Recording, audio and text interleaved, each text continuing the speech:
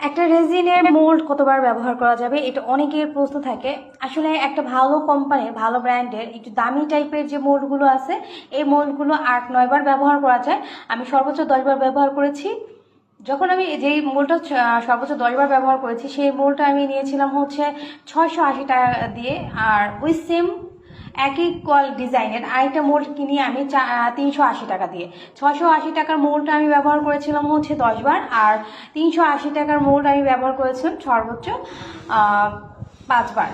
5-এর পরে 6 বার করছি। 6 বার করার পরে দেখা গেছে যে একটু হালকা ঘোলাটে হয়েছে। 7 বারের বার আর ওটা করা যায়নি।